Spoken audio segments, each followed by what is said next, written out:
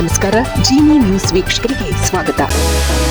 ಪಶ್ಚಿಮ ಏಷ್ಯಾದಲ್ಲಿ ಉಂಟಾಗಿರುವ ಉದ್ವಿಗ್ನ ಪರಿಸ್ಥಿತಿಯು ಈಗ ಬೆಂಗಳೂರಿನ ಹೋಟೆಲ್ ಉದ್ಯಮದ ಮೇಲೆ ಭಾರೀ ಹೊಡೆತ ನೀಡಿದೆ. ವಾಣಿಜ್ಯ ಬಳಕೆಯ ಎಲ್ಪಿಜಿ ಸಿಲಿಂಡರ್ಗಳ ತೀವ್ರ ಕೊರತೆಯಿಂದಾಗಿ ನಗರದ ಹೋಟೆಲ್ಗಳು ಸಂಕಷ್ಟಕ್ಕೆ ಸಿಲುಕಿವೆ. ಈ ಕುರಿತಾದ ಒಂದು ವರದಿ ಇಲ್ಲಿದೆ. ಹೋಟೆಲ್ಗಳಲ್ಲಿ ಅತಿ ಹೆಚ್ಚು ಗ್ಯಾಸ್ ಬಳಕೆಯಾಗುವ ದೋಸೆ, ಚಪಾತಿ ಇತ್ಯಾದಿ ಖಾದ್ಯಗಳನ್ನು ಸದ್ಯಕ್ಕೆ ಮೆನುವಿನಿಂದ ತೆಗೆದುಹಾಕಲಾಗಿದೆ. ಕಡಿಮೆ ಉರಿಯಲ್ಲಿ ಬೇಯುವ ಪದಾರ್ಥಗಳಿಗೆ ಮಾತ್ರ ಹೋಟೆಲ್ ಮಾಲೀಕರು ಆದ್ಯತೆ ಕೊಡುತ್ತಿದ್ದಾರೆ. ಗ್ಯಾಸ್ ಉಳಿಸುವ ದೃಷ್ಟಿಯಿಂದ ಅನೇಕ ಹೋಟೆಲ್ಗಳು ಕೇವಲ ಬೆಳಗಿನ ಉಪಹಾರಕ್ಕೆ ಸೀಮಿತವಾಗುತ್ತಿವೆ. ಮಧ್ಯಾಹ್ನ ಮತ್ತು ರಾತ್ರಿಯ ಸೇವೆಗಳನ್ನು ಸ್ಥಗಿತಗೊಳಿಸಿ ಮಧ್ಯಾಹ್ನದ ನಂತರ ಹೋಟೆಲ್ಗಳ ಬಾಗಿಲು ಮುಚ್ಚುತ್ತಿವೆ. ಗ್ಯಾಸ್ ಪೂರೈಕೆ ಸ್ಥಗಿತಗೊಂಡಿರುವ ಹಿನ್ನೆಲೆಯಲ್ಲಿ ಹೋಟೆಲ್ಗಳನ್ನು ನಡೆಸುವುದು ಅಸಾಧ್ಯವಾಗಿದೆ.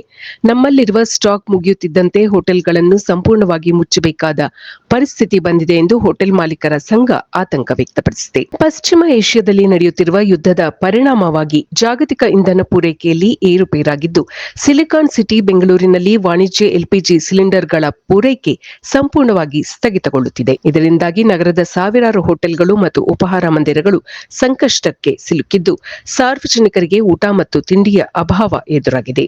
ಪಶ್ಚಿಮ ಏಷ್ಯಾದಲ್ಲಿನ ಸಂಘರ್ಷದಿಂದಾಗಿ ಸಮುದ್ರ ಮಾರ್ಗವಾಗಿ ಭಾರತಕ್ಕೆ ಬರಬೇಕಿದ್ದ ಅನಿಲ ಪೂರೈಕೆ ತಡವಾಗಿದೆ. ಹೀಗಾಗಿ ಕೇಂದ್ರ ಸರ್ಕಾರವು ವಸತಿ ಬಳಕೆದಾರರಿಗೆ ಅಂದರೆ ಡೊಮೆಸ್ಟಿಕ್ ಎಲ್ಪಿಜಿ ಸಿಲಿಂಡರ್ಗಳಿಗೆ ಮೊದಲ ಆದ್ಯತೆ ನೀಡಿ ವಾಣಿಜ್ಯ ಬಳಕೆಯ ಗ್ಯಾಸ್ ಸಿಲಿಂಡರ್ಗಳ ಪೂರೈಕೆಯನ್ನು ತಾತ್ಕಾಲಿಕವಾಗಿ ಕಡಿತಗೊಳಿಸಿದೆ. ಹಾಗಾಗಿ ಹೋಟೆಲ್ ಉದ್ಯಮ ಸಂಕಷ್ಟಕ್ಕೆ ಸಿಲುಕಿದೆ. ಈ ದಿನದ ನಿರಂತರ ಸುದ್ದಿಗಳಿಗಾಗಿ ವೀಕ್ಷಿಸುತ್ತಿರಿ ಜಿನಿ ನ್ಯೂಸ್. ನಮಸ್ಕಾರ.